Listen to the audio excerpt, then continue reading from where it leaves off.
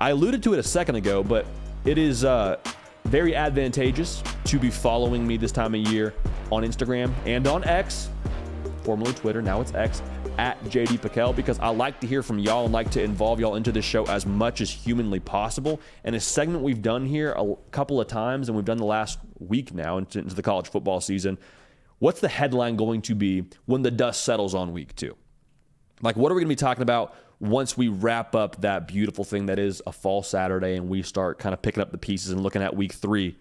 What's the week 2 headlines going to be? Well, Larry came in hot. Something tells me Larry is a Texas Longhorn fan because he came out of the chute hot here. And he said, the headline's going to be who's Alabama's quarterback in week 3. So if this is the headline we're dealing with, the impact here is enormous. But from a gameplay standpoint, it probably means that Alabama lost the football game to Texas. So that's in itself enormous, that Alabama would lose in Bryant-Denny Stadium, favored by a touchdown, to Quinn Ewers and Steve Sarkisian and their I shouldn't say air raid because they're not an air raid team, but it probably means they had some success throwing the football. But the headline of who's Alabama's quarterback in week 3 leads me to believe then that Alabama struggled offensively, and there was probably a fair amount of turnovers. I'm going to go ahead and say there was somewhere around 3 turnovers if we're having a debate about who Alabama's quarterback is going to be in week 3. I think there's also fair to assume a little bit that maybe if there's that many turnovers, and if we're having this conversation, that Alabama maybe switched quarterbacks midway through. Maybe Jalen Milroe started the football game, couldn't get it rolling, needed a spark. Tyler Buckner, you're in. Ty Simpson, you're in. Maybe that's a world we're living in. I shouldn't say that it's a lock that Alabama loses the football game if you're going to have a new quarterback, because we've seen quarterback controversy in Tuscaloosa before when they won the national championship. Even so, that's probably the way that I lean if we're having a discussion about Alabama and them making the quarterback switch already in week 3. Would be pretty wild. Now, another one of y'all said the headline is going to be Texas is not back. Now, I would be very careful when it comes to the Texas is back or not back headline, because if Texas wins the football game, there's going to be a segment of the Longhorn fan base, a segment of the college football public, mind you, that segment of the Longhorn fan base is pretty small that's going to be saying this, that Texas is back. And if they lose this football game, there's going to be a lot more people that are more freely saying Texas is not back, Texas is not this, Texas is not that. I think we need to be very careful to not define Texas and their trajectory based on one game on the road against the greatest of all time in Nick Saban.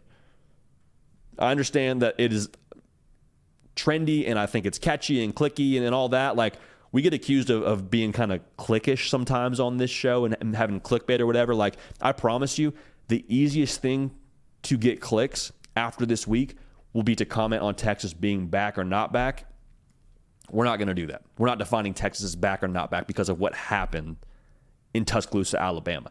Now, you take a good litmus test, and if they were to get a win, it's a nice notch in the belt and a nice rung to climb on the ladder of where they are and where they're headed. But we had Bobby Burton from Inside Texas on this very show yesterday, and we asked him, hey, is Texas back if they win this game? And he's like, no. Texas has been dubbed as back before. Remember, they started the season with Notre Dame. And I forget who was on the call, but game went to overtime. Tyrone Swoops, 18-wheeler, gets in the end zone to win the football game for Texas. And whoever was calling the game made the statement, Texas is back. Texas was, in fact, not back at that point in time. Sam Ehlinger, they beat Georgia in the Sugar Bowl, gets on the mic, says, Longhorn Nation, we're back. Texas was not back at that point in time. Texas will be back when there is sustained success over time. And that's not me being down on Texas. That is me, I think, just trying to put a proper gauge on what Texas is right now. They're trending the right way. I believe Texas has everything in-house to be able to eventually get back. But to say they're back after one game or they're not back after one game, I think is not the way we should look at this. So that's our thoughts there. Hunter says, we leave week 2 with the headline that Notre Dame is for real. That'd be fun, man. That would be a fun headline. And if Notre Dame is dubbed as for real after week 2, again, we got to pump the brakes a little bit because it's NC State, and that would be a really good win. Be a good win against a Power 5 team on the road, sleepy noon kick. And if you're telling me that they're for real after that game, I'm going to go ahead and assume that they throttled NC State. Like, I'm going to go ahead and assume that Sam Hartman went for 4 touchdowns, 300 yards, and they probably won the game by 30-ish points if we're saying they're for real. Because for real now, it's a big statement. For real, we're saying a lot about Notre Dame and what they're going to be the rest of the way. I think what it would do, though, whether you want to say Notre Dame's for real or not after this game, and if those kind of things happen, it adds a whole lot of juice, probably messes with that line a little bit, in Las Vegas, Nevada for the game against Ohio State. Like, that's the game where I think we can maybe take that headline a little bit more intensely of Notre Dame being for real. I'm not here to say they're not for real. I'm just saying so far they've played Navy and Tennessee State, and I've loved what I've seen. I've loved what I've seen. I think so far, if they look the way they've looked so far against NC State, I think you got to start talking about Marcus Freeman and what he was dealing with last year. Yeah, you're learning to be a head coach and all that, but the way that he went out and got Sam Hartman from the transfer portal, like, hey, Marcus Freeman's getting the hang of this coaching thing here. He's getting the hang of this head coach deal, and he's a defensive coordinator. Went out and got a quarterback. All right. That's all I would say. I say, all right, Marcus Freeman making a lot of noise. Looks like he got the hang of this thing pretty quickly. But again, I'm going to wait till week 4 before I put ahead the for real stamp on Notre Dame. Love Notre Dame. Love what I've seen so far, and would obviously be a nice little notch in the belt should they throttle a team like NC State. But again, we will wait and see. Corey DeMel tells us that Nebraska, the headline will be that they are better than we thought, or is TCU just bad? This is probably a tough exercise because it is so early before we get to the meat of the season. And not to say this is the meat of the season. I'm just saying we're so early in the season where our data points are so few. But if Nebraska were to beat Colorado, there would be a lot made about Colorado, and there would be even more made about TCU and what they don't have, right? I want to make sure we get this out there. I don't think you can take anything away from what Colorado and Coach Prime did in Fort Worth, Texas last Saturday. Just from the sheer circumstances surrounding them. 86 new players on the road. A team that just played for a national title the year before is who you drew. And they won the football game. And they won in convincing fashion. I say convincing. I mean, I was convinced that Deion Sanders and Colorado were going to be a force the rest of the year based on that game. So I don't think you take anything away from them. But if Nebraska were to win that football game against Colorado, and we'll talk more about this here just in a little bit, I'd be very encouraged, not so much by the roster at Nebraska, because I think we kind of know what there is there based on how they've played the last couple of years and who they got through the transfer portal.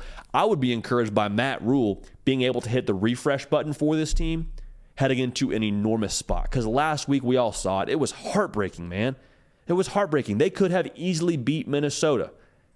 And I don't say that lightly. They should have beat Minnesota. You turned the ball over 4 times. 4 times. Had the ball with the chance to go win the football game. Had another turnover. Like, that breaks your heart. You feel snake bitten if you're a Nebraska fan. So if they take that, turn it around, go to Boulder, Colorado, and play a team with all the buzz, all the juice, all the hype, I think you talk a lot about how Matt Rule got this team ready to play. I don't question the roster. I question how they're going to be able to get back on track so quickly here. So I'm excited to watch that. The roster, I think, is good enough to make a bowl game. I don't question that. I question if they'll execute. And execution, I think, falls on preparation. Preparation falls on the coaching staff. So that'll be a lot of fun to watch. A lot of great headlines from y'all. Keep them coming. If you're not yet following me on the socials, I would encourage you to do that because that's a question we're going to have out there. I would imagine almost every week, even if we don't do a segment on it, I want to hear from y'all because this is the People's College Football Show, and we would not be the People's College Football Show if we did not involve the people into the show. Simple as that. Hey, y'all, thanks so much for watching. Subscribe to the channel here to make sure you don't miss an episode of The Hard Count. Also, be sure to check out other videos on the On3 YouTube channel.